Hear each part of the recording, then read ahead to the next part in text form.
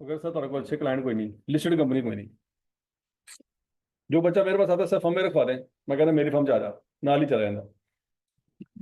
नहीं यार, ये तो बड़ी मतलब गंदा फीडबैक है। सर बुक भेज देंगे आप। हैं? यार बस वो फाइनल उसकी रहेगी फॉर्मेटिंग वगैरह, आज मिल जाती है इंशाल्लाह। हम क्या पढ़ रहे थे जी?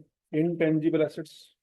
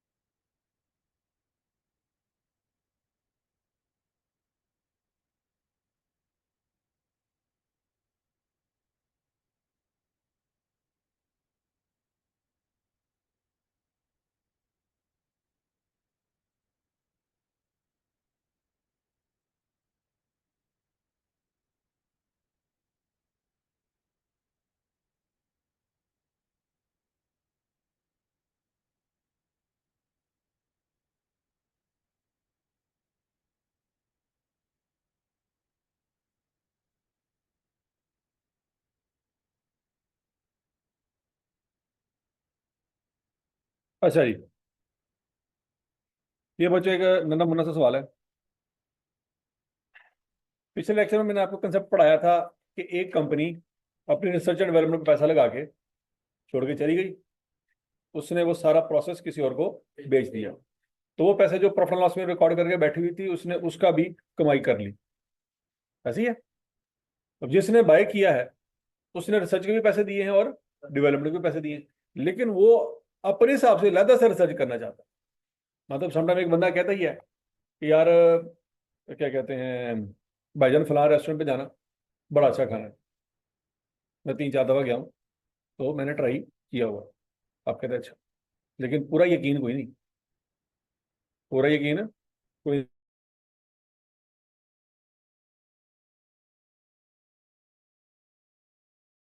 जो है ना वो क्वालिटी है।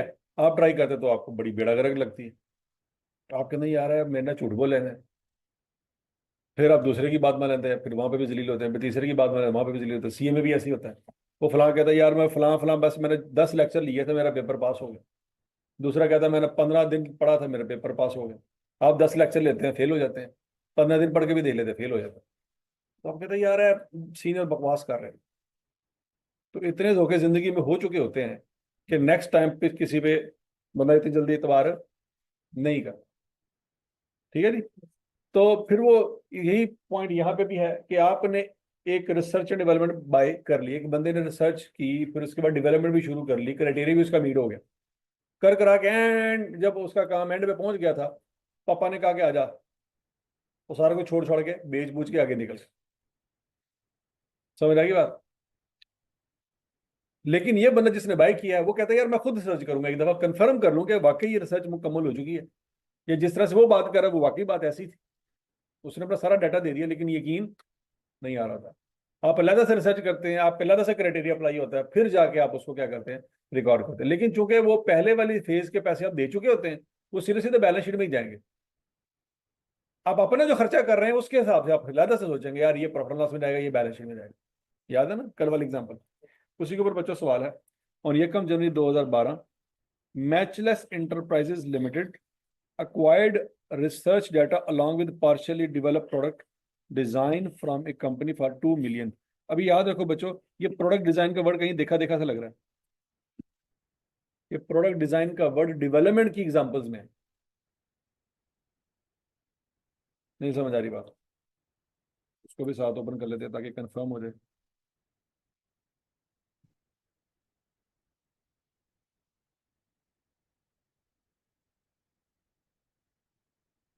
पैरा कौन सा था?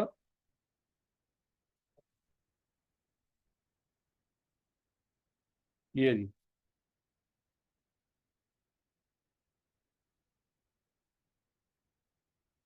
Design design design design.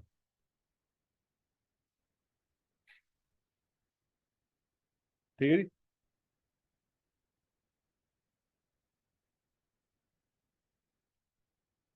अच्छा जी, from a company for 2 million. Research cost कितनी आई है जी? 0.5 मिलियन। डेवलपमेंट कॉस्ट कितनी आई है? 1.5 मिलियन। मतलब पुरानी कंपनी ने रिसर्च पे कितना पैसा लगाया था और डेवलपमेंट पे? ठीक है जी, तो इसने टोटल पैसे कितने दिए हैं? 2 मिलियन। अब जरूरी नहीं है कि उसने इतना ही पैसा लगाया हो। डेफिनेटली उसने जब 2 मिलियन लिए होंगे तो उसने क्या दिया होगा, यार आधा मिलियन इतने लगा था, 1.5 मिलियन इतने लगा। हो सकता है आधा मिलियन ना लगा हो। नहीं समझ आ रही? सच्ची बात कौन बताता है? सारे यही कहते हैं कि भाईजान मर के काश पूरी हुई है हमारी, आपसे क्या मुनाफा रखना, आप तो भाई हैं हमारे। ऐसी है ना? तो वो भी ऐसे ही कर रहा होगा।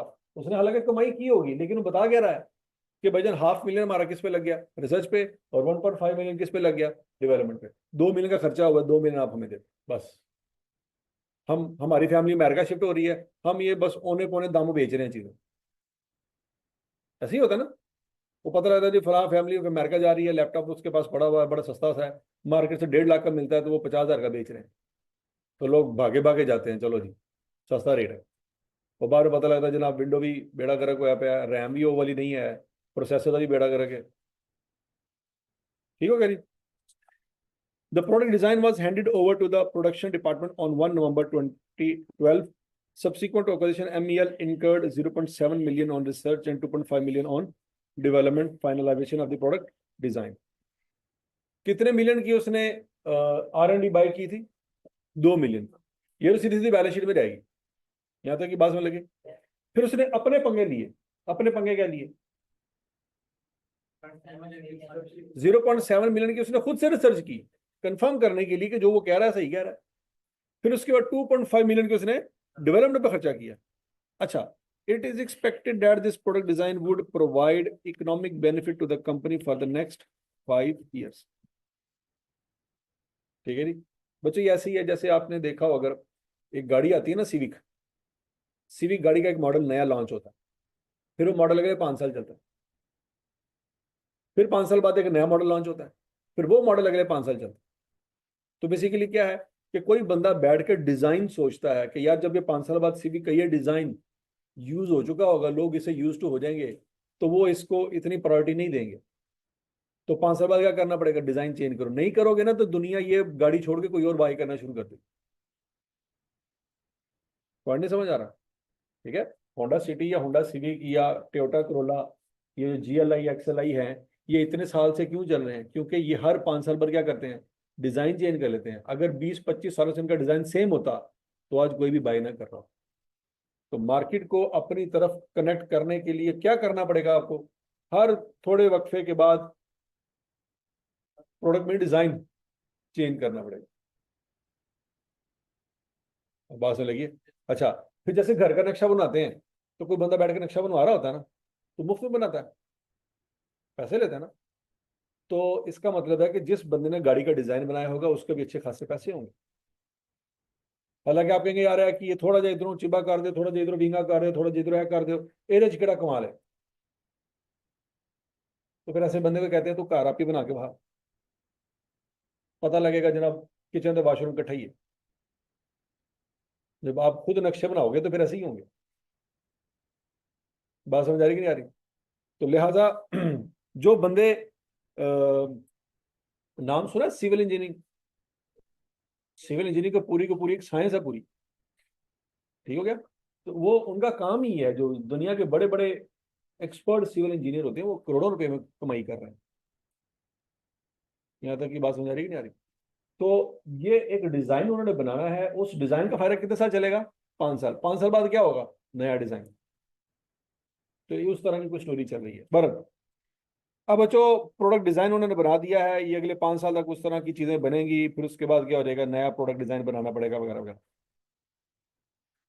अब करना क्या है? कहता prepare general entries to record the above transaction for the year 31 December 2012। सबसे पहले बच्चों मुझे बताओ 2 मिलियन की क्या एंट्री करेंगे?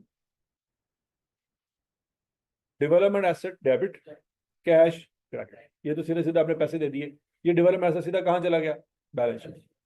अच्छा, फिर आपने अपना खर्चा किया 0.7 मिलियन, क्या एंट्री पास करेंगे, रिसर्च एक्सपेंस डेबिट जो कि प्रॉफिट एंड लॉस में जाएगा, और कैश क्रेडिट। फिर ये 2.5 मिलियन। अच्छा, यहाँ पे देखो बच्चों, क्वेश्चन साइलेंट है कि नहीं है, तो हमें नहीं पता डेवलपमेंट रिकॉग्निशन क्राइटेरिया कब मीट हुआ, वो 6 पॉइंट कब मीट हुए, हमें नहीं पता। तो मैंने कहा था अगर ना पता हो तो क्या करेंगे, पहले दिन से एज्यूम करेंगे कि सारा क्राइटेरिया पहले दिन से मीट हुआ पड़ा। तो 2.5 मिलियन सारे का सारा बैलेंस शीट में, क्या एंट्री पास करेंगे जी, डेवलपमेंट एसेट डेबिट और कैश क्रेडिट। यहां तक की बात सुन लगी। अच्छा जी, क्रेडिट कब, अच्छा अब जरा सुने, the product design was handed over to production department. Production department का क्या मतलब है, ये कमर्शियली प्रोडक्शन तीसरी स्टेज शुरू होने लगी है, याद आ गया। मतलब गाड़ी का नक्शा बन चुका है, डिजाइन बन चुका है, अब वो डिजाइन हमने दे दिया प्रोडक्शन वालों को, अब वो गाड़ियां बनाना शुरू कर दी है, तो कमर्शियल प्रोडक्शन में डिजाइन चला गया। डिजाइन एक इनटेंजिबल एसेट है, लेकिन जब वो चला गया प्रोडक्शन डिपार्टमेंट में, उस डिजाइन की बेस पे गाड़ियां बनना शुरू हो गई, तो वो गाड़ियां तो बन रही है प्रॉपर्टी प्लांट इक्विपमेंट पे, वो तो जा रहा है IS 16 में। यहाँ तक की बात में लगी कि नहीं लगी, डिजाइन इंटेंजिबल है, लेकिन डिजाइन अल्टीमेटली प्लांट को बता दिया, प्लांट ने प्रोडक्शन शुरू कर दी, तो प्लांट कहाँ जाएगा, प्लांट तो 16 में चला गया ना। तो डिजाइन इंटेंजिबल है लेकिन प्लांट टेंजिबल है, समझ आ गई बात। तो बच्चों मुझे ये बताओ, क्या इस डिजाइन जब प्रोडक्शन डिपार्टमेंट में चला गया, तो उस दिन से ये डिजाइन डेप्रिशिएट होना शुरू हो जाएगा कि नहीं, क्यों बोला, क्योंकि इस जब वो प्रोडक्शन डिपार्टमेंट में चला गया, उसके 5 साल बाद ये डिजाइन फर्क हो जाएगा, समझ लगी कि नहीं लगी। तो इस डिजाइन की जो टोटल कॉस्ट है वो 5 सालों में खत्म करनी है आप। तो किस दिन ये प्रोडक्शन डिपार्टमेंट में चला गया डिजाइन, यकम नवंबर को, तो यकम नवंबर से डेप्रिसिएशन स्टार्ट कर देंगे। यहां तक की बात लगी। इसकी टोटल लाइफ कितनी है, 5 साल। तो नवंबर और दिसंबर 2 महीनों की डेप्रिसिएशन आएगी, तो आपको डेप्रिसिएशन भी चार्ज करनी होगी, डेप्रिसिएशन की एंट्री निकालें।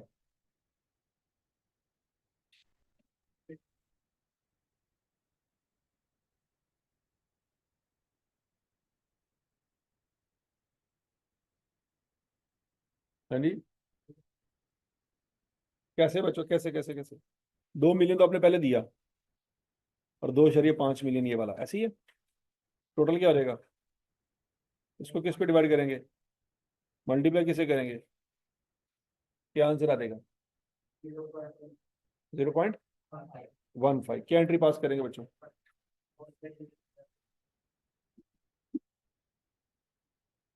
हाँ जी, अमोर्टाइजेशन एक्सपेंस डेबिट और अक्यूमुलेटेड अमोर्टाइजेशन क्रेडिट 0.15। क्या ये एंट्री समझ आ गई है बच्चों, बोलो बोलो बोलो।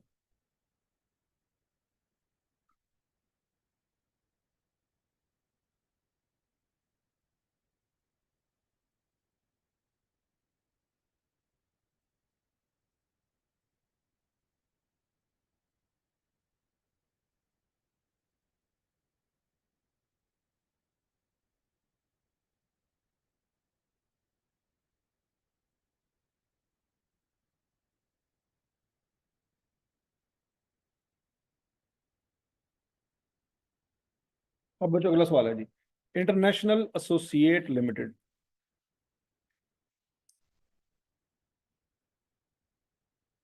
इसको जरा ध्यान से समझना है, ये जरा लेंथी क्वेश्चन है। कितने नंबर का सवाल है जी, 16 नंबर का सवाल। अल्टीमेटली पेपर में असल आपको सवाल इस तरह से आना है, आपको आना है नोट, और नोट की प्रैक्टिस आप अच्छी तरह से कर चुके हैं। प्रॉपर्टी प्लांट इक्विपमेंट का नोट आपने बनाया था FAR 1 में, उसी तरह का नोट यहाँ पे बनेगा, बस फर्क ये है कि वहां पे वो टेंजिबल एसेट थे, यहाँ पे इनटेंजिबल एसेट। अच्छा जी, अच्छा बच्चों, जिस तरह से हमने IS 16 में पढ़ा था कि लैंड एंड बिल्डिंग एक कैटेगरी है एसेट की, प्लांट और मशीनरी दूसरी कैटेगरी है, फर्नीचर एंड फिक्सचर तीसरी कैटेगरी है, इक्विपमेंट चौथी कैटेगरी। फिक्स एसेट की कैटेगरी देखी थी ना हमने, तो मुझे यहाँ पे भी ना याद रखिएगा, कैटेगरीज हैं कुछ, पहले कैटेगरीज आप सीख लें, उनको आपस में मिक्स नहीं करना आपने। ये जी classes of assets, intangible asset में ब्रांड हमेशा अलग कैटेगरी काउंट किया जाएगा, ब्रांड क्या होगा? एक अलहदा कैटेगरी है। मास्ट हेड एंड पब्लिशिंग टाइटल, वो जो न्यूज़पेपर का लोगो है वो अलहदा काउंट किया जाएगा। ब्रांड और मास्ट हेड ये दोनों इकट्ठे कभी नहीं आएंगे। मतलब ब्रांड का कॉलम अलहदा और मास्ट हेड का कॉलम अलहदा। कंप्यूटर सॉफ्टवेयर का कॉलम अलहदा। जैसे प्लांट का कॉलम अलहदा होता है और लैंड का कॉलम अलहदा होता है। लैंड कभी भी प्लांट में मर्ज नहीं हो सकता है, तो दोनों फिक्स एसेट, लेकिन दोनों की कैटेगरी क्या है? अलग है। लाइसेंस एंड फ्रेंचाइज ये कैटेगरी अलग है। कॉपीराइट की कैटेगरी अलग है। पेटेंट्स, रेसिपी की कैटेगरी अलग है। और इनटेंजिबल एसेट अंडर डेवलपमेंट, जैसे बिल्डिंग अंडर डेवलपमेंट हो तो उसको बिल्डिंग नहीं कहते, क्या कहते हैं? कैपिटल वर्क इन प्रोग्रेस कहते हैं। वो अलहदा से एक कॉलम बनता है। उसी तरह से यहाँ पे अगर आप डेवलपमेंट कर रहे हैं और अभी मुकम्मल नहीं हुई डेवलपमेंट, तो उसकी कैटेगरी अलहदा हो। ये हल्का सा खका कोई दिमाग में बन गया कि ब्रांड नेम का कॉलम अलहदा, मास हेड का कॉलम अलहदा, कंप्यूटर सॉफ्टवेयर का कॉलम अलहदा, लाइसेंस का कॉलम अलहदा, कॉपीराइट का कॉलम अलहदा। हाँ, कॉपीराइट और पेटेंट दोनों एक ही कॉलम में आ सकते हैं। कॉपीराइट और पेटेंट दोनों एक ही कॉलम में आ सकते हैं, उनकी एक ही कैटेगरी में। Recipe, formula, model, design and prototype, एक चीज की रेसिपी आप बना रहे हैं, ठीक है जी, वो एक अलग कॉलम में आएंगे। फिर इनटेंजिबल एसेट अंडर डेवलपमेंट, इनमें से कोई भी चीज इन अगर अंडर अंडर डेवलपमेंट है तो उसकी कैटेगरी अलग होगी। जैसे लैंड के ऊपर आप बिल्डिंग बना रहे हैं, अंडर डेवलपमेंट है, उसकी अलग कैटेगरी।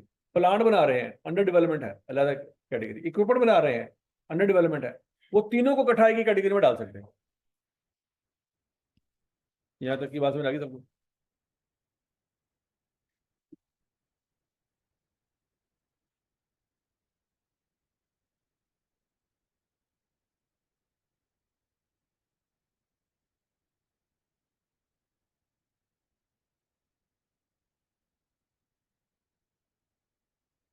अच्छा जी, अब बच्चों जरा ये सवाल देखें। Following information pertains to international associate limited. तीन उसने आपको कॉलम दिए हैं, इसका मतलब है तीन कॉलम, तो तीन इंटेंजिबल एसेट उसके पास मौजूद है। कौन कौन से? ब्रांड भी है, सॉफ्टवेयर भी है और लाइसेंस भी है। ओके, ब्रांड की वो क्या बता रहा है आपको? लाइफ। ये जो ब्रांड है, अच्छा, क्या ये ब्रांड उसने खुद डेवलप किया होगा? अगर ब्रांड उसने खुद डेवलप किया होता तो वो तो रिकॉर्ड ही नहीं कर सकते। ये तो हमने पढ़ा हुआ है, याद है कुछ कुछ? क्यों नहीं रिकॉर्ड कर सकते? हाँ, हाँ, ब्रांड खुद अगर डेवलप किया तो उसकी कॉस्ट पता नहीं है, जबकि यहाँ पे क्या कॉस्ट बताई गई है। तो अगर ये खुद डेवलप इन्होंने किया तो इनको कैसे पता 200 मिलियन खर्चा है? यहाँ तक की बात समझ आ रही कि नहीं आ रही? तो ये ब्रांड डेफिनेटली इसने क्या किया होगा? कहीं से बाय किया होगा। ओके, अच्छा, उसकी लाइफ कितनी है ब्रांड की? 10 साल। चूंकि उसकी लिमिटेड लाइफ है तो फिर उसकी आपको अक्यूमुलेटेड डेप्रिसिएशन भी नजर आएगी। क्यों? कि फिर डेप्रिशिएट कर सकते हैं क्योंकि लाइफ पता है। सॉफ्टवेयर की लाइफ कितनी है बच्चों?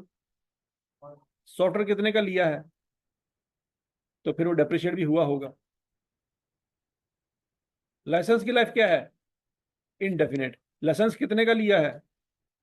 चूंकि उसकी लाइफ इनडेफिनेट है तो उसकी एक्यूमुलेटेड डेप्रिसिएशन नहीं है। क्यों नहीं है? डेप्रिशिएट कर ही नहीं सकते। डेप्रिशिएट करने के लिए क्या चीज जरूरी है? यहां तक की बात लगी तो बता दो था।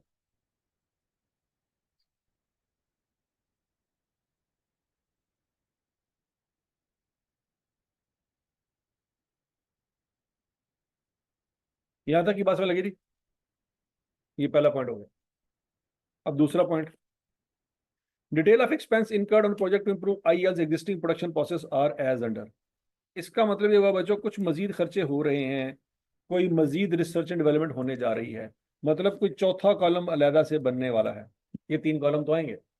अच्छा, ब्रांड सॉफ्टवेयर इकट्ठे कर सकते हैं? अभी पढ़ा हमने। सॉफ्टवेयर और लाइसेंस इकट्ठा कर सकते हैं? नहीं। तो ये तीन कॉलम तो अलग अलग आएंगे। अब बात हो रही चौथे कॉलम, पॉइंट नंबर 2।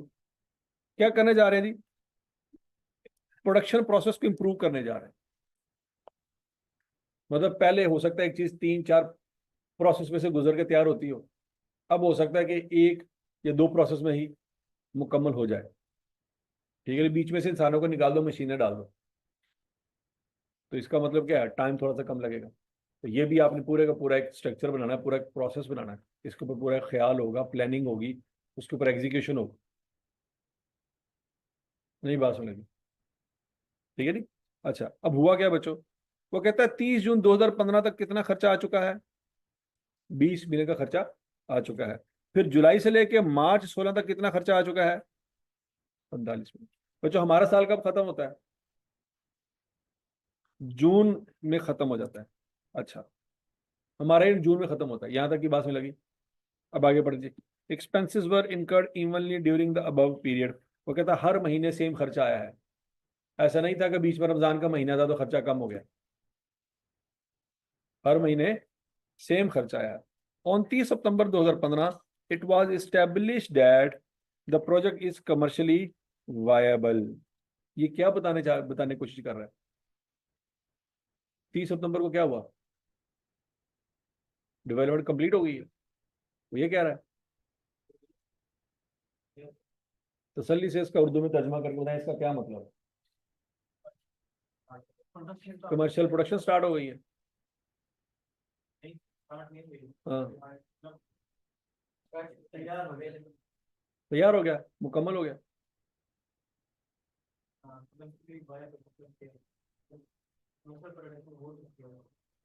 सोचो सोचो सोचो, शाबाश। हाँ जी, सही जवाब आया। ऑनलाइन फिजिकल वाले हो, भांग पी के बैठे हो। वो कह रहा है जी 30 सितंबर को क्या हुआ जी? क्राइटेरिया मीट हो गया है। सर बेटे हाल तेरे थे। अच्छा, करीब करीब, करीब करीब 48 आएंगे। फिर कैसा लगेगा? आए हुए हैं ना, हाँ, तो वो करीब करीब इसीलिए आए हुए हैं। ठीक है ना, जब आप आई कैप का जवाब करीब करीब देंगे ना, तो भी आपको फिर नंबर करीब करीब देगा। ठीक है, कमर्शियल वायबल का मतलब ये है कि हमें वारे में है। वायबल का पंजाबी में मतलब क्या है? वारे में है। दैट डजंट मीन आप काम कर चुके हैं। नहीं बात सुनेगी? मतलब सादा अल्फाज में जब आप सीए आप ज्वाइन करते हैं तो आप क्या करते हैं? कैलकुलेशन करते हैं। भाईजान ऐसी शुरू भी करिए कि रहने दीजिए? वो बात सुनेगी कि नहीं लगी? बहुत सारी रिसर्च एंड डेवलपमेंट करते हैं, बहुत सारे लोगों से मशवरा करते हैं, बहुत सारे लोगों से मतलब ताने भी सुनते हैं, कोई अप्रिशिएट भी कर देता है एक आधा बंदा, लेकिन ज्यादातर तो ताने ही मारते हैं। तो फिर हम ये डिसीजन इसलिए लेते हैं कि इन्ने लोग जेडे सानू गल्लां कर रहे हैं ना, ਇਹਦਾ मतलब है मेरे तो सड़ देने यार, हूं तो मैं सीए जरूर करा। तो बाद में जाके 2 साल बाद उनकी फिर रिस्पेक्ट बढ़ जाती है दिल में कि यार सही कहने से। तो बात समझ आ रही है कि नहीं आ रही? तो वायबल का मतलब क्या है? कि हमें लगता है कि हम ये कर लेंगे हमारे फायदे में। दैट डजंट मीन कि वो मुकम्मल हो चुका है। मेरी बात लगी? ठीक है ना? तो कमर्शियल का वर्ड यूज किया है कि आपने जानबूझ के यूज किया, क्योंकि उसको पता है हमारी आवाम को अद्धी पचद्दी अंग्रेजी आती है। जब भी हमें कमर्शियल लिखूंगा वो समझ लेंगे, लो जी डेवलपमेंट हो चुकी है, कमर्शियल प्रोडक्शन शुरू हो चुकी है। तो ये मतलब उसका नहीं है। उसका मतलब क्या है? कि उस दिन डेवलपमेंट क्राइटेरिया मीट हो गया, टेक्निकल फिजिबिलिटी मौजूद थी, नीयत मौजूद थी, पैसे थे, डेवलपमेंट का आइडिया था, हम इस्तेमाल कर सकते थे एसेट को, उसको सेल करना जानते थे। Cost can be measured reliably. समझ लगी? कि अब सोच समझ के जवाब देना बच्चों। तो फिर ये जो खर्चा है 20 मिलियन का, ये कहाँ जाएगा? ये सीधा सीधा कहाँ जाएगा बच्चों? प्रॉफिट एंड लॉस में। और ये 45 मिलियन सारे का सारा प्रॉफिट एंड लॉस में, सारे का सारा बैलेंस शीट में। कहाँ? इस 45 का मैं क्या करूं? किस पे डिवाइड करेंगे? 12 पे? हाँ जी, 9 पे डिवाइड करेंगे। और किससे मल्टीप्लाई करेंगे? 6 से। क्या आंसर आएगा? 30। ये कहाँ जाएगा? ये बैलेंस शीट में जाएगा, और 15 प्रॉफिट एंड लॉस में जाएगा। ठीक है जी, वो ये बेसिकली आप दास्तान सुना के ये आपसे कैलकुलेशन करवाना चाहते हैं। कि हर चीज को 12 पे डिवाइड नहीं करते। अच्छा, इसको 45 को मैंने 12 पे डिवाइड क्यों नहीं किया है? हाँ, ये 45 मिलियन का खर्चा मार्च में जाके एंड हो गया था, अप्रैल में तो खर्चा हुआ ही नहीं, मई में खर्चा हुआ ही नहीं, जून में खर्चा हुआ ही नहीं, तो 12 पे डिवाइड क्यों करें? समझ आ गई बात? ठीक है जी। तो बच्चों 30 मिलियन का खर्चा जाएगा बैलेंस शीट में, 15 मिलियन का खर्चा जाएगा प्रॉफिट एंड लॉस में। आगे चले जी। क्योंकि उस दिन क्राइटेरिया मीट नहीं हुआ था। ये 20 मिलियन कब तक लग चुका था? जून 15। क्राइटेरिया कब मीट हुआ है? 30 सितंबर को। तो उससे 30 सितंबर से पहले जो भी साल हो, जो मर्जी हो, तो सारे का सारा क्या है? एक्सपेंस है, चाहे वो डेवलपमेंट ही क्यों ना हो। देखो, रिसर्च हो या डेवलपमेंट हो, हमें से क्या फर्क पड़ता है? दोनों ने कहाँ जाना है? प्रॉफिट एंड लॉस में जाना है। मैंने ये बात तो नहीं कि ये रिसर्च है, मैंने तो ये कहा ये प्रॉफिट एंड लॉस में रहेगा। ठीक है। अगला point, the new process become operational with effect from 1 अप्रैल 2016। ये क्या कहना चाह रहा है?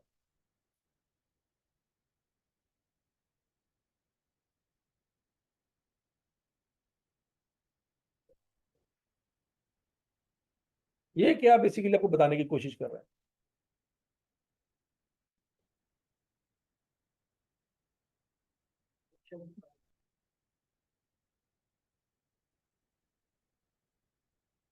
ठीक है जी। ये जो उसने वर्ड यूज किया ना, इसका मतलब ये है कि कमर्शियल प्रोडक्शन यहां से स्टार्ट हो गई, यहाँ पे रुक जाएगी डेवलपमेंट। ठीक हो गया जी। And it is anticipated that it will generate cost saving of 10 million per annum. मुझे बताएं डेप्रिसिएशन किस दिन से स्टार्ट होगी? 1 अप्रैल से डेप्रिसिएशन स्टार्ट होगी। लेकिन 1 अप्रैल से पीछे जुलाई, अगस्त, सितंबर, अक्टूबर, नवंबर, दिसंबर, जनवरी, फरवरी, मार्च, ये वाले महीने भी तो गुजरे थे। क्या इन महीनों में डेप्रिसिएशन होगी? नहीं होगी। क्यों नहीं होगी? क्राइटेरिया तो मीट हो गया था 30 सितंबर को। तो क्या 30 सितंबर को डेप्रिसिएशन स्टार्ट हो जाएगी? नहीं। ठीक है। डेप्रिसिएशन उस वक्त तक स्टार्ट नहीं होगी जब तक वो अवेलेबल फॉर यूज ना हो। और अवेलेबल फॉर यूज का मतलब ही ये है कि उसके ऊपर कमर्शियल प्रोडक्शन स्टार्ट। समझ आएगी बात? तो बच्चों 1 अप्रैल से डेप्रिसिएशन स्टार्ट हो जाएगी। इसका मतलब ये भी हुआ बच्चों, 1 अप्रैल से पहले पहले कॉस्ट फाइनल होनी चाहिए। अगर कॉस्ट फाइनल नहीं है, डेप्रिसिएशन किस पे चार्ज करो? क्या कॉस्ट फाइनल हो गई है? कितनी है? 30 मिलियन। इसके ऊपर डेप्रिसिएशन चार्ज होगी। और समझ आ रही है? अच्छा जी। For a period of 10 years. कितने साल हमें ये फायदा देगा? 10 साल। तो 7 अल्फाज में वो लाइफ आपको बता रहा है।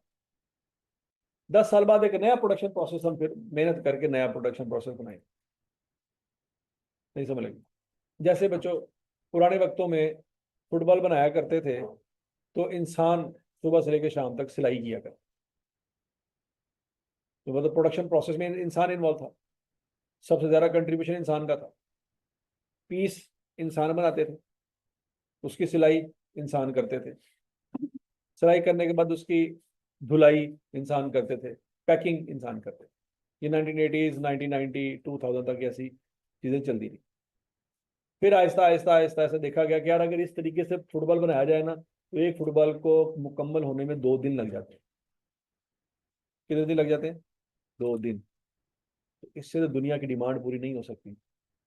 अगर फुटबॉल का वर्ल्ड कप है, उसमें फुटबॉल हमने बेचने हैं, तो हम एक फुटबॉल 2 दिन में बन रहा है, तो हम तो अपने ऑर्डर मीट नहीं पूरे कर पाएंगे। फिर क्या हुआ?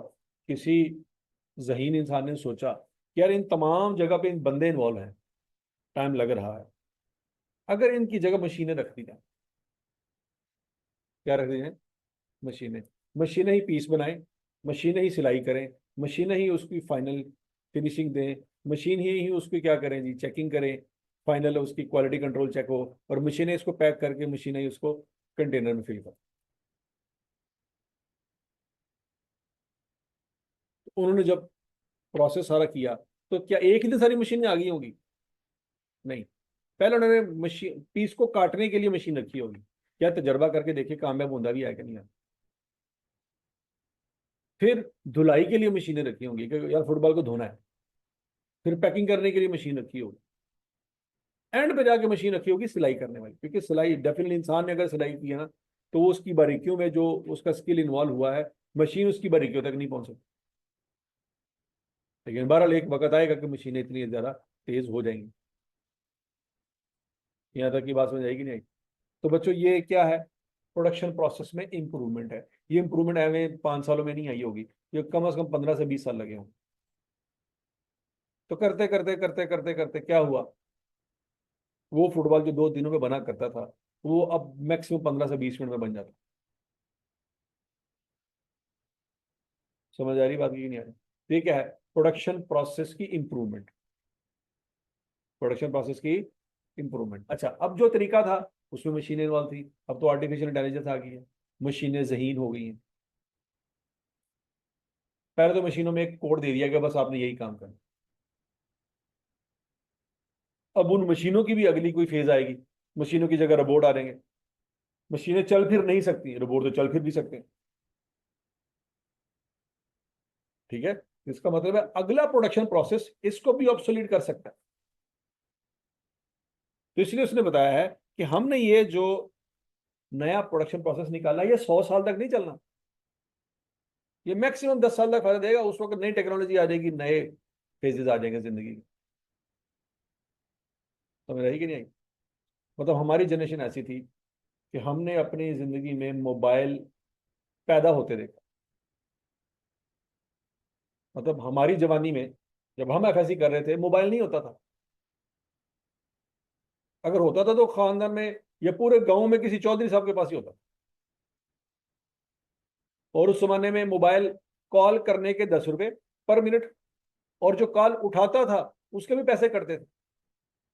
तो पुराने जमानों में मिस कॉलों का कंसेप्ट बड़ा होता था, मैं तुम्हें मिस कॉल मारांगा, फोन ना चुकी तेरी मेहरबानी। अच्छा, और अगला उठा भी ले, अगर उसके पास पैसे नहीं तो उठाया भी नहीं जाता था। बात में लगी? तो एक दूसरे को अगर पैगाम पहुंचाना है या पैगाम रिसीव करना है तो मिस कॉलें होती थी। मैं तो 2 मिस कॉल मारांगा तो मतलब कि ये कम हो गया, एक मिस कॉल है तो मतलब बेड़ा गर्क हो गया। ठीक है जी। तो ये कोडिंग होती थी, लोग आपस में एक दूसरे के साथ इस तरह से मैसेज शेयर किया करते। एक मैसेज एक दूसरे को सेंड करने के 2 रुपए होते थे। तो भाईजान मैसेज तो शायद सेंड किया था 2 रुपए। अच्छा, मैसेज थोड़ा सा लेंथी हो गया, 4 रुपए। बात समझ आ रही कि नहीं आ रही? तो ये होता था। तो फिर आहिस्ता ऐसा क्या हुआ, आज उस वक्त बटनों वाले मोबाइल होते थे लंबे लंबे, बाकायदा तौर पर एक बंदा रखा होता था जिसका काम होता था मोबाइल पकड़ना। फिर जब दूसरे टच मोबाइल आए और बाकी मोबाइल का साइज छोटा होता गया, लोगों ने वो बड़े बड़े मोबाइल छुपा दिए कि किसी को पता ना लगे साढ़े को मोबाइल से बेइज्जती होगी, यार पापा ने एड्डा बड़ा मोबाइल रखा है। बात में लगी? तो ये क्या हुआ, हमने मोबाइल को जीरो से लेकर पीक तक पहुंचते हुए देखा है। आपके जमाने में हो सका मोबाइल खत्म ही हो जाए। ठीक है, मतलब क्या कहते हैं, इनटेंजिबल फॉर्म में मोबाइल्स जो है वो अवेलेबल हो जाए। जैसे आजकल लोग ग्लासेस पहनते हैं तो ग्लासेस में ही सारा डाटा आपके सामने नजर आ रहा था, ग्लास उतारते हैं कख नहीं होता। ठीक है, गूगल लेंस हो गया, एप्पल का वर्चुअल असिस्टेंट वाले जो डिवाइसेस हो गई, ठीक है जी, सैमसंग ने भी निकाल दी है। तो हो सकता है मोबाइल खत्म ही हो जाए, आप वो ग्लासेस पहने, सारा आपके पास डेस्कटॉप आपके इन्वायरमेंट में ओपन हुआ पड़ा है। अब जिधर नजर करेंगे और ग्लासेस को पता चलेगा यार ये इधर देख रहा है, तो उसी तरह हिसाब से उसकी एप्लीकेशन ओपन कर देगा। बात लगी है? मतलब हाथ मतलब बटन दबाने की भी जरूरत नहीं है। तो आप ये वाला जमाना देखेंगे। पर कहने का मकसद ये है कि ये जो टेक्नोलॉजी है उसकी लाइफ को 50 साल या 100 साल नहीं होती, मैक्सिमम 10 से 15 साल होती है, उसके बाद चेंज हो जाता है। ठीक है जी। तो ये तो 30 मिलियन की आपने वैल्यू लगाई है एसेट में, वो बच्चों उसको डेप्रिशिएट करेंगे, किस पे डिवाइड करेंगे? 10 पे। मल्टीप्लाई करेंगे किसके साथ?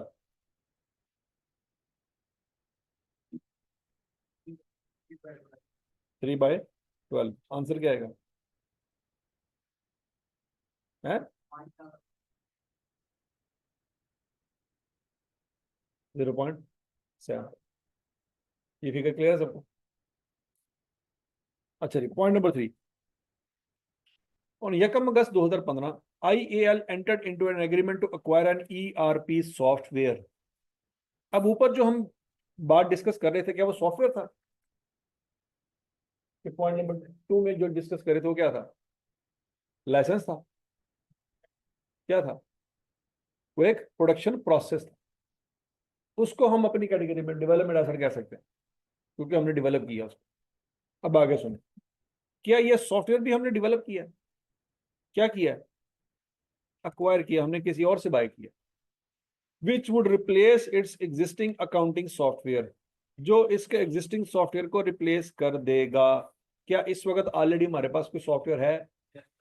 वो कहता है इसको डिलीट मार देना है, ये सॉफ्टवेयर अब नहीं चलेगा। वो ये कह रहा है कि पुराना सॉफ्टवेयर जो है उसकी जरूरत नहीं पड़ेगी जब हम ये अक्वायर कर चुके हैं। किस दिन ये अक्वायर कर लिया? 1 अगस्त 2015 को अक्वायर कर लिया। अच्छा, the new software become operational on 1 अप्रैल 2016। अब जरा ध्यान से, ये नया सॉफ्टवेयर कब ऑपरेशनल हुआ है? 1 अप्रैल 2016 को। अच्छा, तो इसका मतलब है 1 अप्रैल 2016 वाले दिन पुराना सॉफ्टवेयर इस्तेमाल करेंगे। इसका मतलब है 1 अप्रैल 2016 वाले दिन पुराने सॉफ्टवेयर की डेप्रिसिएशन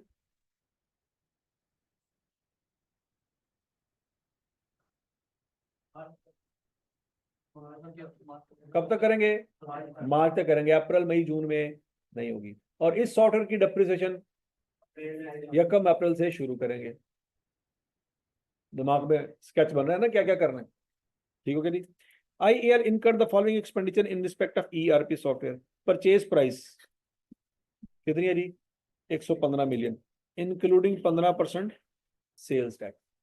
अब इन आपने टैक्स पढ़ लिया हुआ कि नहीं पढ़ा हुआ? जो सॉफ्टवेयर बाय करते हैं उसके ऊपर सेल टैक्स पे करते हैं, क्या वो रिफंडेबल है?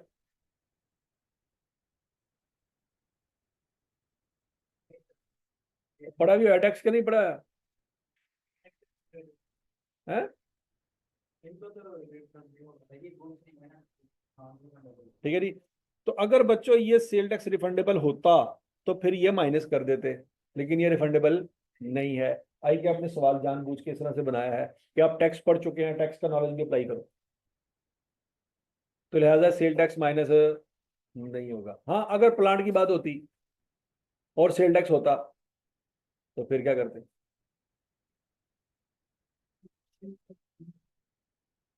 यहाँ पे बात हो रही थी प्लांट की परचेज प्राइस है जी 115 मिलियन, बीच में 15% सेल टैक्स शामिल है, तो क्या करते?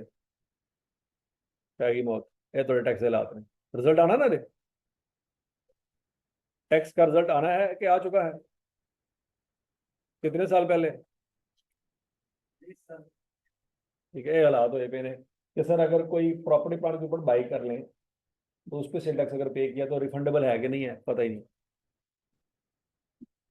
ये तो हालात बर इनकम टैक्स रिफंडेबल होता है? क्या रेट तो बढ़ गया, इनकम टैक्स रिफंडेबल है? वाह, क्या बात है जी, क्या बात है।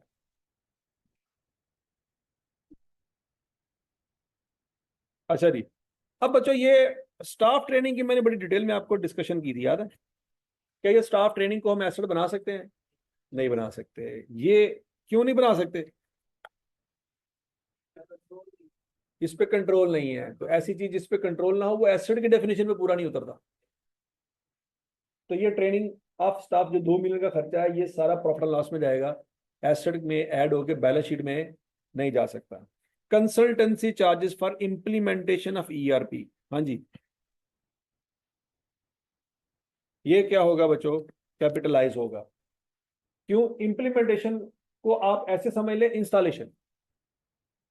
जैसे एस्टेट को, प्लांट को इंस्टॉल करते हैं तो उसका खर्चा प्रॉफिट लॉस में लेके जाते हैं, बोलो तो सही। वो प्लांट की कॉस्ट का हिस्सा बनता है। ऐसे ही ERP सॉफ्टवेयर की इंप्लीमेंटेशन इस सॉफ्टवेयर का एसेट में जमा होकर बैलेंस शीट में जाएगा, प्रॉफिट लॉस में नहीं जाएगा। तो बच्चों फिर फाइनल फिगर क्या होगी? 120। ये आपकी फाइनल फिगर है जो बैलेंस शीट में जाएगी। क्या ये बात समझ आ गई सबको? इसमें कोई टेंशन है तो बताओ। अगला point, ERP software has an estimated life of 15 साल। इसको बच्चों किस पे डिवाइड करेंगे? 15 पे डिवाइड करेंगे। किससे मल्टीप्लाई करेंगे? 3 से मल्टीप्लाई करेंगे, 12 पे डिवाइड करेंगे। आंसर क्या आ रहेगा? क्या नहीं दिया हुआ? हाँ, एक मिनट आ रहा। However, IAL expects to use it for a period of 10 years। ये टोटल लाइफ उसने बता दी है 15 साल, लेकिन हम 15 साल इस्तेमाल करने का इरादा नहीं करते। हमने कितने साल इस्तेमाल करना है? 10 साल। तो फिर हम 10 साल यूज करेंगे। तो बच्चों 3 मिलियन की डेप्रिसिएशन चार्ज होगी, ऐसी है। The existing accounting software has become redundant and is of no use for the company. असमशुद, during the accounting during the year, point number 4 की बात हो रही है जी। During the year ended 30 June 2016, IEL spend 10 million on development of a new brand. Useful life of the brand is estimated as 10 year. 10 million को क्या करेंगे? इसमें जमा कर देंगे। हाँ भाई बताओ। इस 10 मिलियन को ऊपर जो ब्रांड के कॉलम में आ रही वैल्यू उसमें जमा कर देंगे। क्यों? हाँ जी, ये याद रखना बच्चों। ये क्या लिखा हुआ है? क्या मतलब है? ये हमने बनाया है। तो इंटरनली जनरेटेड ब्रांड जो है कभी भी रिकॉर्ड हम नहीं कर सकते। IAS ने सीधा सीधा स्पेसिफिकली बताया हुआ है कि भाईजान ये तो कर ही नहीं सकते। उसमें कोई एक्सेप्शन नहीं है। मतलब जिस बच्चे के FSC में 40% नंबर है वो CA नहीं कर सकता। बात खत्म। कि नहीं नहीं सर, वो कोई एक्सेप्शन निकालें, बेचारे का बायां बाजू नहीं है सर, कोई एक्सेप्शन तो निकालें, टांग भी कटी हुई है उसकी। तो कोई एक्सेप्शन निकल सकती है? नहीं निकल सकती। अब जो मर्जी कर लो, कोई एक्सेप्शन। ये सिंपल असूल है, हर किसी के लिए है। समझ आ गई? तो इसी तरह से IAS ने भी सिंपल असूल बता दिया है कि अगर आपने ब्रांड इंटरनली डेवलप किया है वो कभी भी आप रिकॉर्ड नहीं कर सकते, जो मर्जी कर लें। क्यों नहीं कर सकते? कॉस्ट वो बता रहा है 10 मिलियन।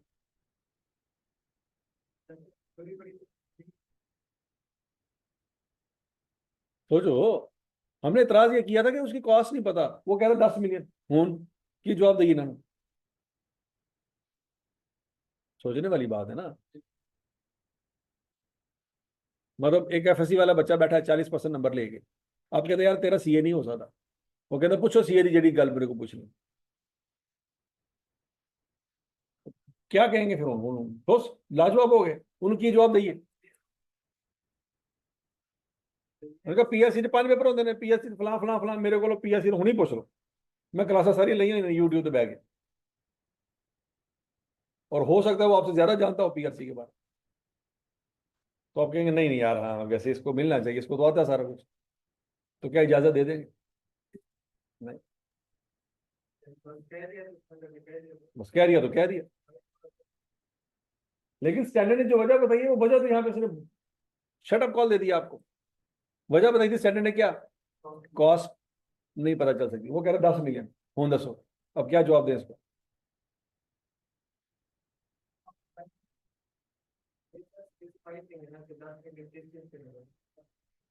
वाह वाह वाह वाह। वो गरीबों यतीमों मिस्किनों की शादियां करवाने पे लगा दी। किस चीज पे लगाया? वो कह रहे ब्रांड पे लाया। हाँ? सर तो ऐसे में नहीं बना, मतलब सर ये इसकी वैल्यू तो उसने दे दिया है लेकिन वेरिएबल नहीं है। हाँ, ये बात याद रखिएगा बच्चों। आप देखो, दो चीजें होती हैं किसी भी कंपनी में। एक तो मैनेजमेंट खर्चा कर रही होती है, एक वो खर्चा होता है जो ऑडिटर ने वेरीफाई करना होता है। अब मैनेजमेंट तो कह रही 10 मिलियन लगा दिया, लेकिन ये खर्चा वेरीफाइबल नहीं है। जब आके साल के एंड पे, ईयर एंड पे आके जब ऑडिटर आके वेरीफाई करेगा ना, वो कहेगा यार मैं क्या मैं वेरीफाई करा, मैंने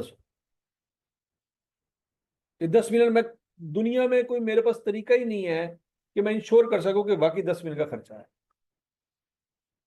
आप बताएंगे जी ये एम्प्लॉयज को हमने सैलरी दी 5 मिलियन की, तो आप कहेंगे यार एम्प्लॉयज सुबह से लेकर शाम तक सिर्फ यही काम करते थे?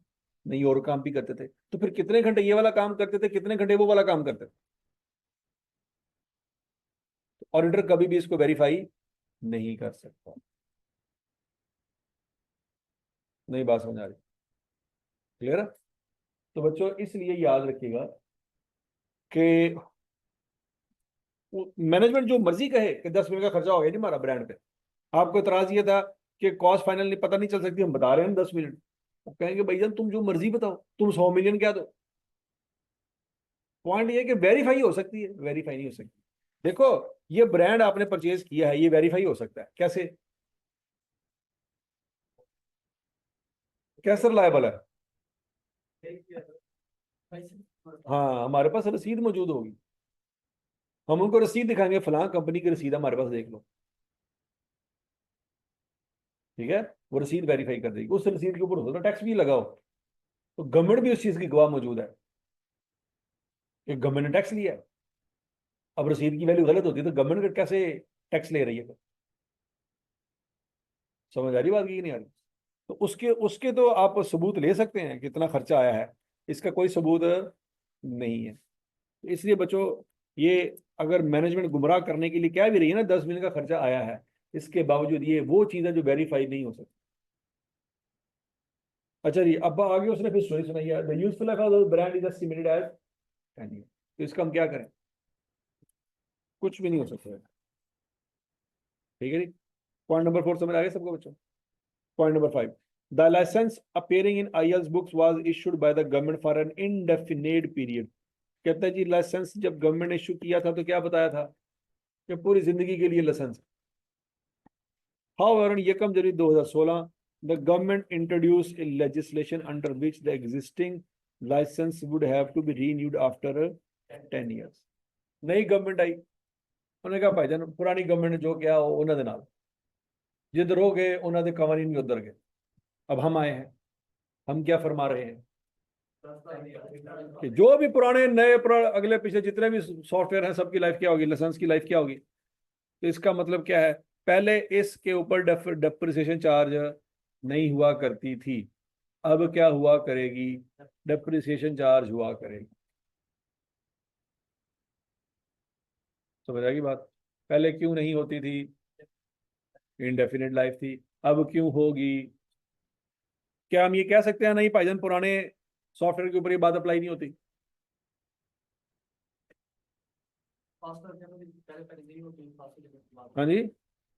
पहले सर ये बात एप्लीकेबल नहीं है, उसके बाद स्टार्ट। तो पहले सर हम 6 माह डेफिसिट नहीं करेंगे, नेक्स्ट 6 माह डेफिसिट नहीं, नए सॉफ्टवेयर नहीं की सर, लाइफ है क्या पुराने वालों की? कैसे पता लगा? एक ही है। हाँ जी, एग्जिस्टिंग लाइसेंस, जो लाइसेंस मार्केट में ऑलरेडी चल रहे हैं, नए वाले की बात नहीं हो रही। तो समझ आ गई? ये ऐसे ही जैसे लोगों ने सोलर लगवाया, नेट मीटरिंग का कंसेप्ट था, अभी गवर्नमेंट ने पॉलिसी क्या लॉन्च की कि भाईजान कोई नेट मीटरिंग नहीं, ठीक है जी, असि तुम यूनिट दे रहे हैं ਉਹਦਾ बिल बनेगा। पहले क्या होता था, हमने रात के वक्त आपको इतने यूनिट दिए, आपने दिन के वक्त हमें यूनिट माइनस कर दिए, क्योंकि सारे यूनिट माइनस है, जीरो जीरो बिल। अब क्या, रात जो यूनिट देते हो बिल तो बनेगा,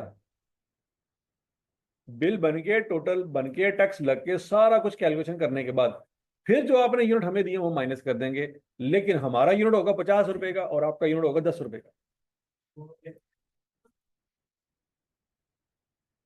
पॉइंट समझ आ गया? तो पहले क्या था, 150 यूनिट, थोड़े 100 यूनिट कैंसिल हो गया, कोई टैक्स नहीं।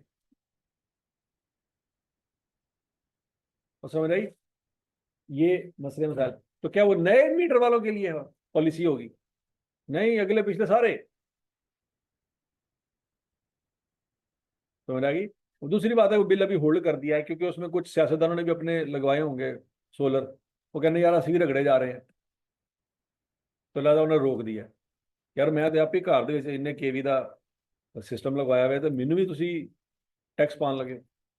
तो चूंकि सियासतदानों ने अपने घरों में भी सोलर लगाया हुआ, उन्होंने इस पॉलिसी को क्या कर दिया, अभी रोक दिया है। देखो कब तक रुकती है। बरं, point number 6, IEL uses cost model to value its intangible asset and amortize them on straight line basis।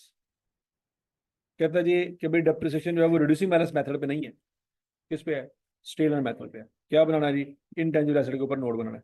अब नोट बनाने का तरीकाकार बच्चों वही होगा जो IAS 16 में आपने FR 1 में पढ़ा था। क्या, सबसे पहले ऊपर आएगा cost, opening balance, addition, disposal, closing balance. फिर आएगा cumulated depreciation, opening balance, depreciation for the year, disposal और क्लोजिंग बैलेंस। फिर एंड पे आती है कैरिंग वैल्यू। कैरिंग वैल्यू कैसे, कॉस्ट की फाइनल फिगर और डेप्रिसिएशन की फाइनल फिगर माइनस करके क्लोजिंग बैलेंस। फिर उसके बाद नीचे 3 बातें लिखा करते थे, यूजफुल लाइफ, अमोर्टाइजेशन मेथड और पॉलिसी लाइफ। लाइफ है या ये रेट है, याद है ना कुछ कुछ, ये वो सारी बातें बच्चों आपने लिखनी है। 16 नंबर का सवाल है और इस तरह का ही सवाल आपको पेपर में आना है, ये बात याद रखिए। सवाल का नाम क्या है जी, इंटरनेशनल एसोसिएट। अब जरा देखो बच्चों, कॉलम कितने बनाने हैं, 4 क्यों बनाए,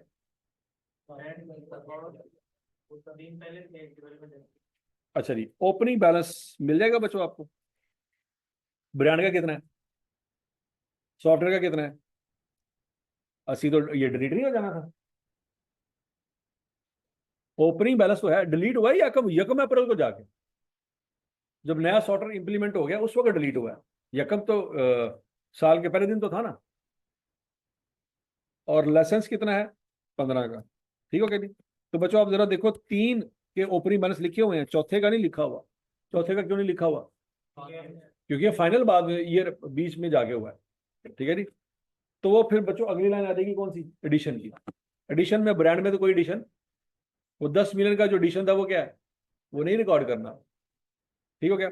सॉफ्टवेयर में एडिशन हुआ है, कितना हुआ है बच्चों, अभी आपने मुझे फाइनल फिगर बताई थी, 115 जमा 5, 120 लिख लेंगे। उसके नीचे वर्किंग कर देंगे कि 120 कहां से आया, वर्किंग का वाला साथ दे देंगे। लाइसेंस में कोई एडिशन नहीं है। डेवलपमेंट एसेट की फाइनल फिगर आपने निकाल के दी थी मुझे, कितनी थी, याद आया कुछ कुछ, वो बच्चों में एडिशन में डाल देंगे, उसका वाला दे देंगे वर्किंग नंबर 1। फिर अगली लाइन कौन सी आ जाएगी, डिस्पोजल की। सॉफ्टवेयर डिस्पोज हुआ है, तो सॉफ्टवेयर की कॉस्ट कितनी थी, 80 की, वो निकाल देंगे सारी की सारी, 80 माइनस कर देंगे। यहाँ तक की बात समझ आ गई। और कोई भी डिस्पोजल नहीं है। ब्रांड की क्लोजिंग वैल्यू निकल आएगी 200, सॉफ्टवेयर की क्लोजिंग वैल्यू 120, लाइसेंस की क्लोजिंग वैल्यू 15, डेवलपमेंट एसेट की क्लोजिंग वैल्यू 30। यहाँ तक सबको क्लियर है। अब अगली बारी आई एक्यूमुलेटेड डेप्रिसिएशन की। यहाँ पे हम उसको एक्यूमुलेटेड अमोर्टाइजेशन कह रहे थे, थोड़ी सी अंग्रेजी चेंज करो, कंसेप्ट वही है। ओपनिंग बैलेंस, ब्रांड का दिया हुआ है 40, सॉफ्टवेयर का दिया हुआ है 48, लाइसेंस का दिया हुआ है नहीं, तो बच्चों 40, 48 और 0, उसका क्यों नहीं, तो ओपनिंग एसेट ही नहीं था तो उसकी डेप्रिसिएशन कहां से आनी। अब हम क्या करेंगे, सबकी डेप्रिसिएशन निकालेंगे।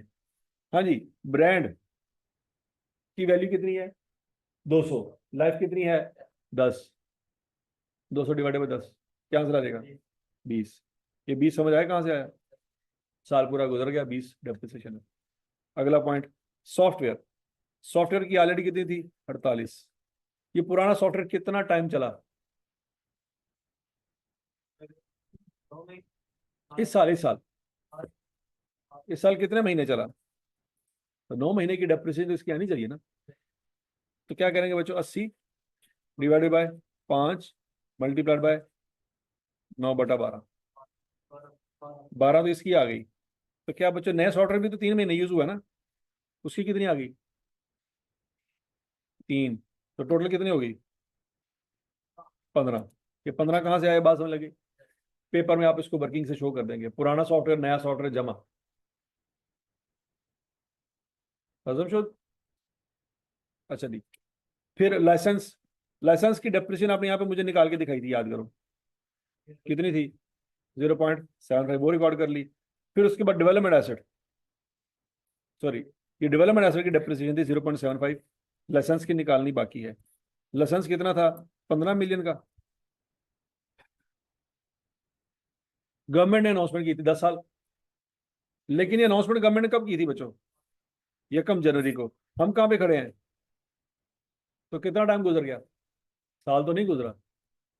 अनाउंसमेंट के बाद डेप्रिसिएशन चार्ज कर रहे हैं ना। तो अनाउंसमेंट को गुजरे हुए सिर्फ 6 महीने हुए हैं।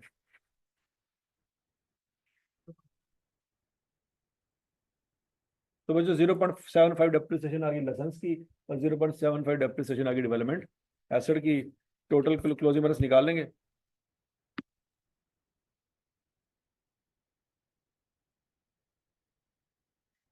क्लियर हो गया जी? ओपनिंग 40 था, मजीद 20 चार्ज हुआ, तो टोटल कितना हो गया? 60। टोटल कॉस्ट कितनी थी? 200। 200 में से 60 को माइनस करेंगे तो फाइनल कैरिंग वैल्यू क्या आ जाएगी? 140 कैसे आई?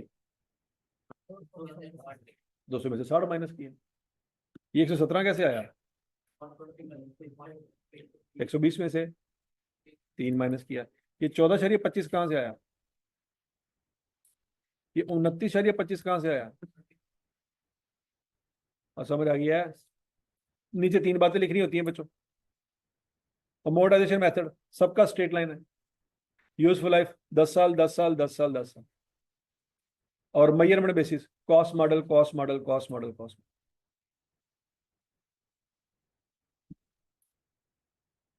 ठीक है जी? इस तरह से आपने वर्किंग शो करा दें। 16 नंबर इस तरह से मिल जाएंगे। आसान है मुश्किल है? अब बोलो तो सही। आसान। तो बच्चों ये नोट अगर आ जाए इंटेंजिबल एसेट के ऊपर तो बना लेंगे।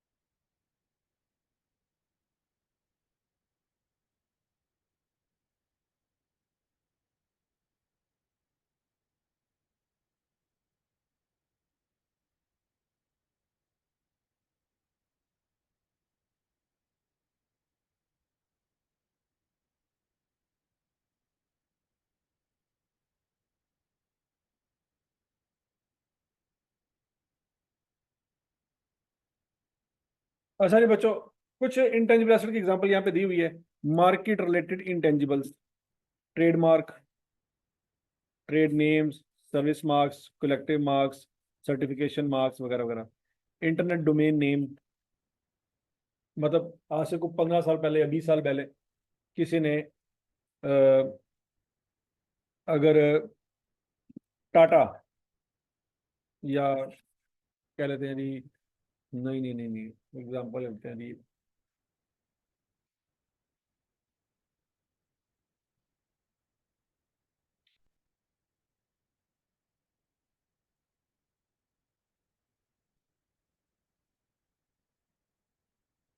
हाँ जी। बस ये बच्चों, किसी ने ना ये वाली वेबसाइट बना ली या रजिस्टर करवा ली डोमेन पे, government.com। एक स्पेलिंग अपने दिमाग में आया, उसने रिकॉर्ड कर लिया, रजिस्टर करवा दिया डोमेन पे। अब वो उसकी प्रॉपर्टी है। बात समझ लगी? 10 साल 15 साल गुजर गए, उसने बना के रखा हुआ था ना, प्रॉपर्टी उसी की है।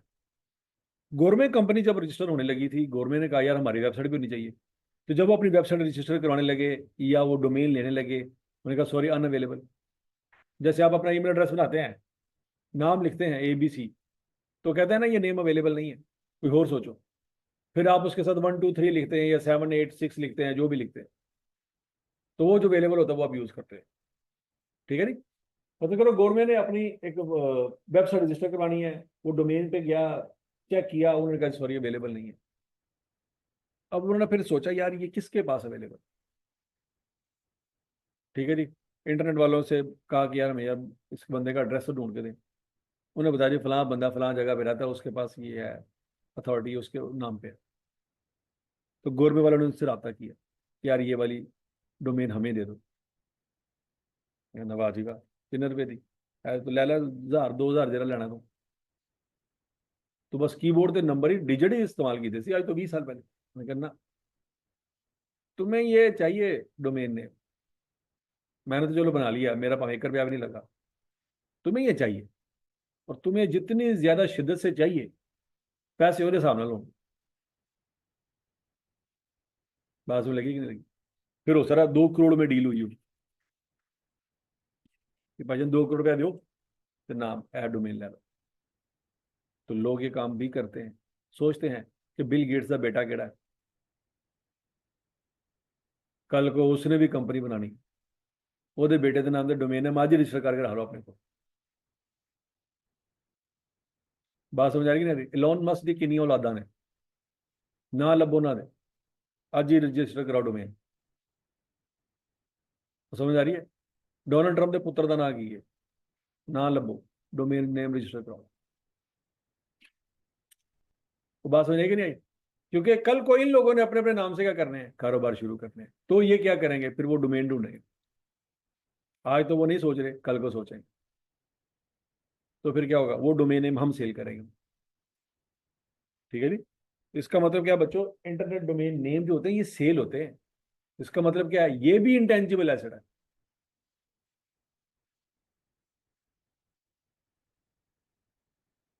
हजम शुद्ध। ठीक है जी? Newspaper masthead, customer related intangible, customer lists, customer contracts वगैरह वगैरह, ये सारी चीजें जो है ना इंटेंजिबल एसेट की बड़ी लंबी सी कैटेगरी है। अच्छा जी, in process research and development भी हो चुकी है बच्चों।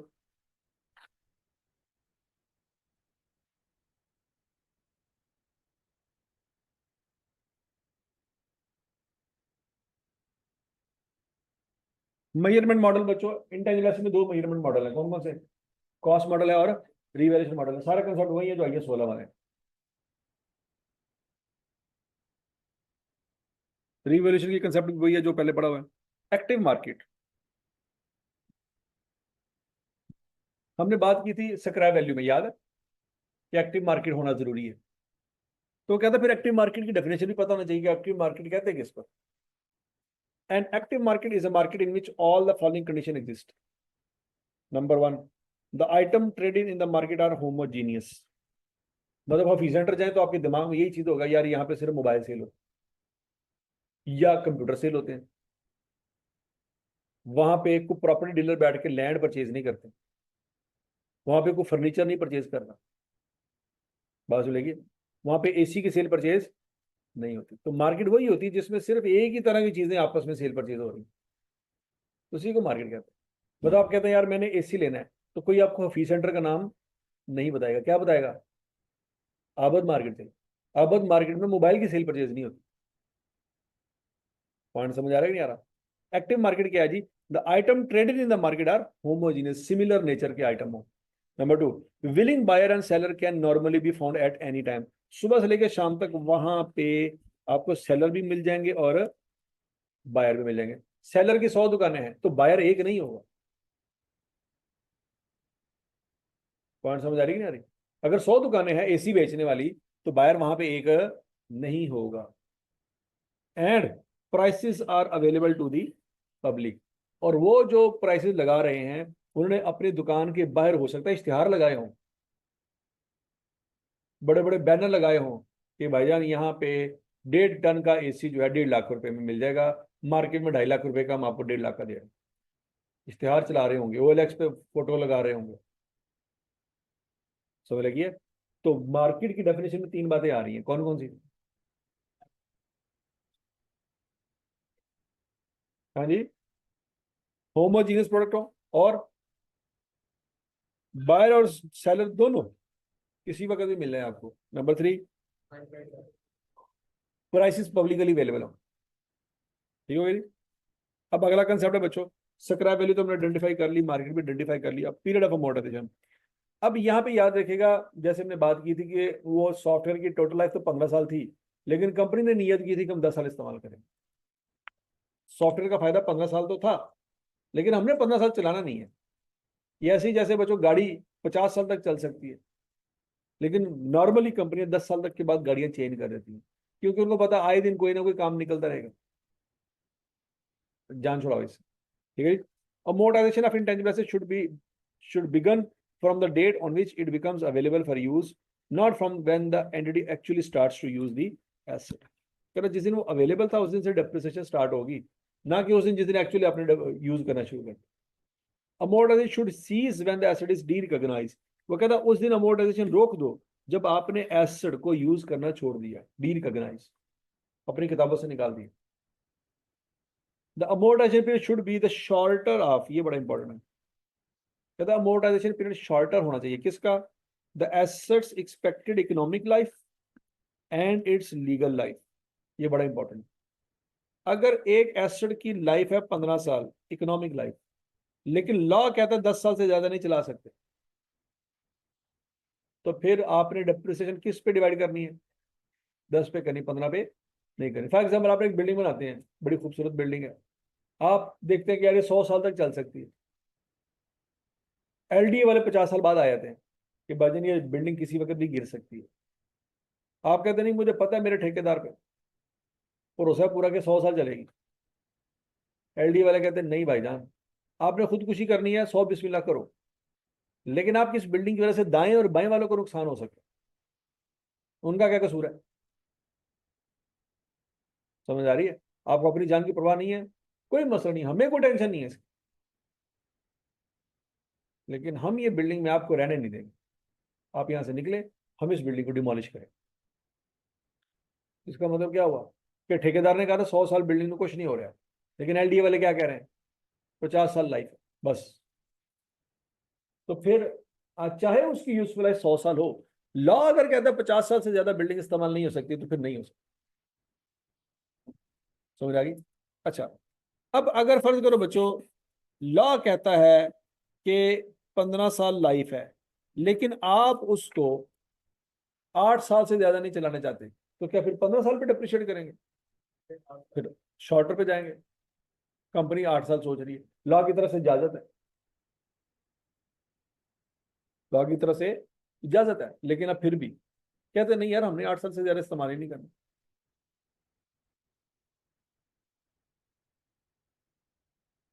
यहां तक की बात समझ लगी बच्चों? तो बच्चों पीरियड ऑफ अमोर्टाइजेशन क्या होगा जी? हमेशा शॉर्टर होगा। किसका?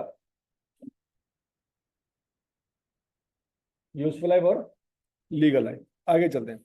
Where the asset has a limited life legal life, the expected economic useful life will be limited to the period of legal rights if this is shorter, unless the legal rights are renewable by the entity। अब यहाँ पे बड़ा point आ गया बच्चों। वो कहता है law में लाइफ लिखी है 10 साल, वैसे सॉफ्टवेयर की लाइफ कितनी है? 15 साल।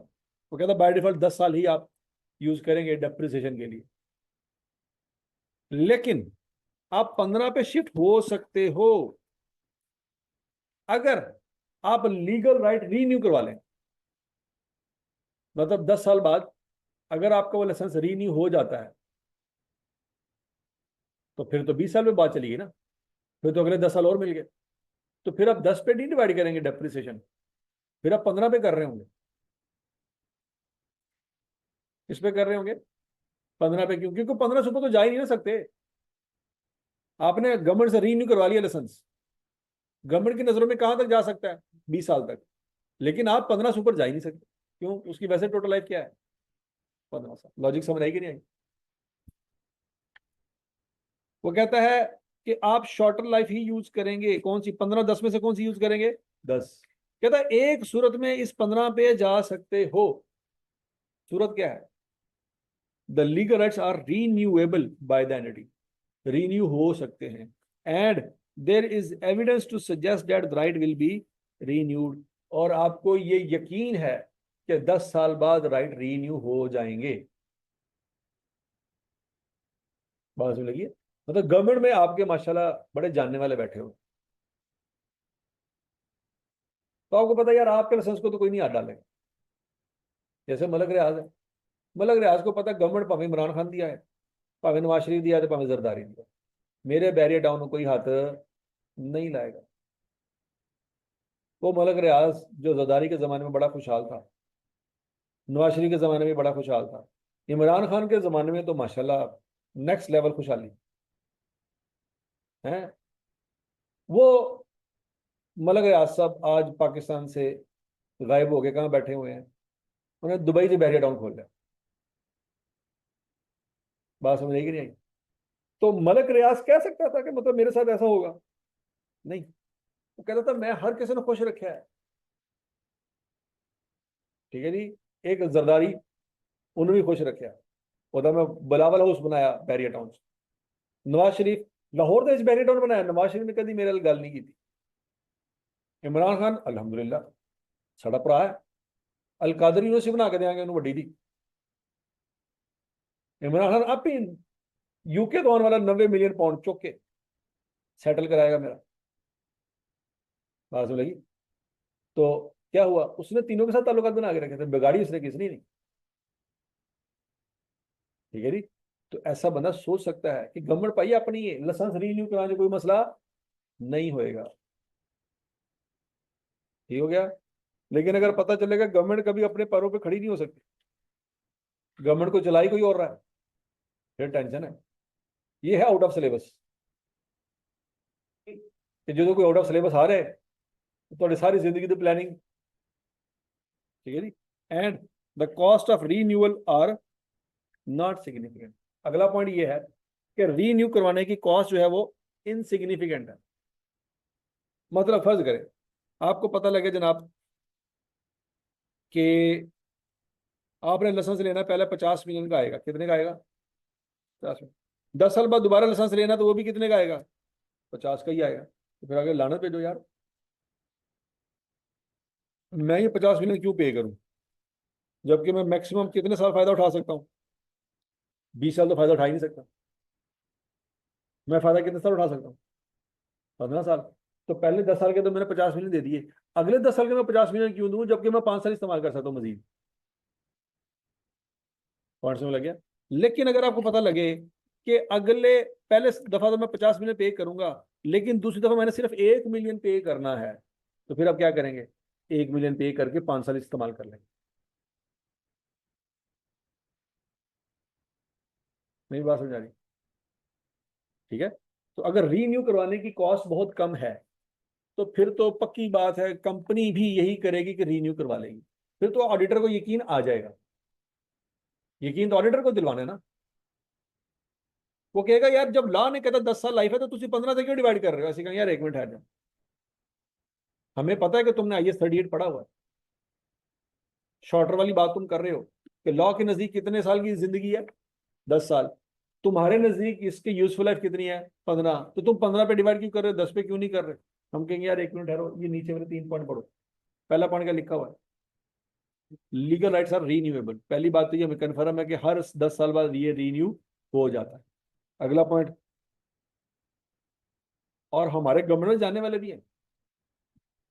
तीसरी बात, अगर रीन्यूअल की कॉस्ट कम है तो यार कोई पागल है अगले 5 साल का फायदा छड़ दे 1 मिलियन पीछे? समझ आ गई बात की नहीं है? पहले 10 साल में हमने 50 मिलियन पे किया है, लेकिन अगले 5 साल के लिए सिर्फ 1 मिलियन तो पे करना है। तो कौन बेवकूफ है जो अगले 5 साल के लिए रीन्यू ना कराए? तो हम तो फिर प्रैक्टिकली 15 साल ही चलाएंगे ना ये सॉफ्टवेयर। समझ आ गई बात? रीन्यूएबल राइट्स एग्जांपल देखें। S limited purchase a 5 year fishing license for 1 lakh रुपया। उसने लाइसेंस लिया मछलियां पकड़ने का, कितने रुपए का? कितने साल के लिए? The company expects to renew the license at the end of 5 year period. 5 साल बाद कहता है कंपनी को उम्मीद है कि 5 साल बाद क्या हो जाएगा?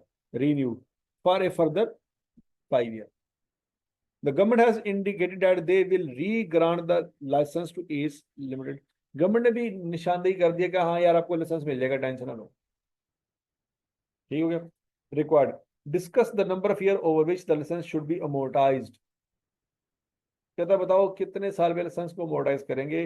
assuming that the cost associated with the renewal is 100 रुपया और 99,000 रुपया। हाँ जी, 10 मिनट वेट करेंगे। अगर 100 रुपये रीन्यूअल कॉस्ट है तो कौन सी कंपनी पागल है जो 100 रुपया नहीं देगी? समझ लगी? तो बच्चों उस सूरत में हम 1 लाख को किस पे डिवाइड करेंगे? 10 पे डिवाइड करेंगे, 5 पे डिवाइड नहीं करेंगे। लेकिन अगर रीन्यूअल कॉस्ट 99,000 है तो फिर हम 1 लाख को किस पे डिवाइड करेंगे?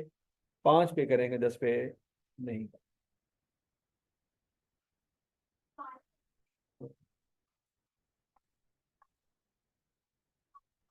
जहां पे गवर्नमेंट गवर्नमेंट कोई कंट्रोल लगा सकती है तो गवर्नमेंट कंट्रोल किस पे लगाएगी? लाइसेंस पे। देखो, आपने फर्ज करें ड्राइविंग लाइसेंस बनवाया तो वो रीन्यू होगा। अब इस कार्य से मतलब ये नहीं है 5 साल बाद आपको ड्राइविंग भूल गई है, ड्राइविंग तो नहीं ना भूली, लेकिन गवर्नमेंट उस पर कंट्रोल लगा सकती है। क्या? कि 5 साल के लिए आपको लाइसेंस दिया था, 5 साल पूरे हो गए, अब छठे साल में आप गाड़ी चला रहे हैं, आपके पास एक्सपायर्ड लाइसेंस है, रोक लिया उसने, वार्डन ने, कि भाईजान साइड दो, जो गाड़ी लाओ। आप कहेंगे यार मुझे गाड़ी चलानी आती, मेरे पास लाइसेंस भी है, एक जमाने में मेरे पास लाइसेंस था, अब लाइसेंस मेरा एक्सपायर हो गया लेकिन गाड़ी तो मुझे चलानी आती है ना, मैं गाड़ी भूला थोड़ी हूँ। पॉइंट समझ आ गया कि नहीं आ गया?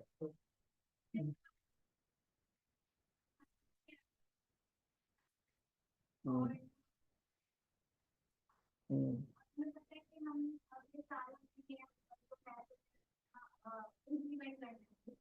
और हम उसके जो है नए हम्म, हमें पता है कि हमारी स्कूल है और हम इससे सारे डेवलपमेंट कर लेना चाहते हैं, लेकिन हम्म। और हमें पता है कि आप इससे सक्सेसफुल भी होगा तो हम उस सूरत में उससे ये assumption कर सकते हैं कि हम उससे ये रिन्यू फीस ना करवाएं। नहीं, देखिए पॉइंट ये है कि आपने अगर इन प्रोसेस है, अब रिसर्च में फेज में, तो रिसर्च फेज में तो लोग नहीं लेते होते अनटिल अनलेस के वो लाइसेंस बड़ा सस्ता हो। दूसरी बात यह है कि जिस तरह से ड्रग रेगुलेटरी अथॉरिटी है ना पाकिस्तान में, सबसे ज्यादा एक्टिव वही है। तो वो क्या करती है कि सबसे पहले आपका इंफ्रास्ट्रक्चर देखती है, आपकी टीम देखती है कि कितने क्वालिफाइड आपने बंदे रखे हुए हैं। ठीक हो, कहती है आपकी इंफ्रास्ट्रक्चर किस तरह का इंटरनेशनल क्वालिटी का है कि नहीं है, तो फिर जाके वो आपको लाइसेंस देते हैं। इतनी जल्दी वो देते नहीं है। तो जब आपने इंफ्रास्ट्रक्चर खड़ा कर लिया है, आपने बंदे रख लिए हैं, तो अब रिसर्च फेज से गुजर चुके हों, अब डेवलपमेंट फेज में बैठे हों। ठीक हो गया? उस समय में गवर्नमेंट आपको लाइसेंस देती है 10 साल का, आपने 10 साल का लाइसेंस ले लिया। ठीक हो गया? अब पॉइंट ये है कि गवर्नमेंट तो पिछले 75 साल से मौजूद है, तो पिछले 75 साल की हिस्ट्री उठा के देखें कि हमारे जैसी और भी बड़ी बड़ी लेबोरेटरियां हैं, तो इसको गवर्नमेंट हर 10 साल बाद रीन्यू करके देती है कि नहीं देती? अगर तो सबको गवर्नमेंट ने 10 साल बाद रीन्यू करके दे दिया है तो हमें भी भेजेगा। अब हमने फिर ये देखना है कि रीन्यूअल कॉस्ट वो गवर्नमेंट्स, वो कंपनियां कितनी कितनी पे कर रही हैं। अगर तो मटेरियल है तो फिर हम 10 साल से आगे का नहीं सोचेंगे। पॉइंट समझ लगे? ये चीज हम देखेंगे। हमारे पास पास्ट हिस्ट्री तो मौजूद है। यहां तक की बात समझ लगी जी?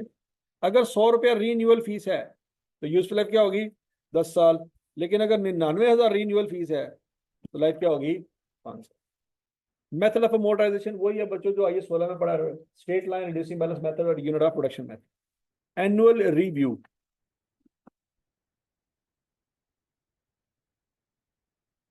ठीक है? एनुअल रिव्यू क्या है जी? कि हर साल के एंड पे आप बैठ के सोचेंगे कि क्या लाइफ में कुछ चेंज तो नहीं आ गया। अमोर्टाइजेशन पीरियड सोचेंगे, मेथड सोचेंगे और रेजिडुअल वैल्यू सोचेंगे। ये ऐसे ही जैसे हम आईएएस 16 में देखा करते थे, क्या मेथड में चेंज तो नहीं आ गया, रेट तो नहीं कम लगा रहे, लाइफ तो नहीं चेंज होगी, याद है ना? वही चीजें हर साल के अंदर हम ये बैठ के सोचा करेंगे। If there is any change in estimate the change shall be treated as change in accounting estimate as per IAS 8। IAS 8 आपने पढ़ा हुआ कि अगर अंदाजे में कुछ गड़बड़ हुई तो ये फ्यूचर में अप्लाई होगा, माजी में अप्लाई, माजी में जो कर चुके हैं वो सो कर चुके हैं। ठीक है जी? अगर इनडेफिनिट यूजफुल लाइफ है तो फिर क्या हो गया बच्चों? वो अमोर्टाइज तो नहीं होंगे लेकिन इम्पेयरमेंट होगी उनकी। वो इंटेंजिबल एसेट जो अभी अवेलेबल फॉर यूज ही नहीं है, अभी इन प्रोसेस है, तो उसमें फिर क्या करेंगे बच्चों? वो भी अमोर्टाइज नहीं होंगे लेकिन इम्पेयरमेंट उनकी भी टेस्ट हुआ करेगी। पढ़ा हुआ है सब कुछ, क्या नहीं पढ़ा हुआ?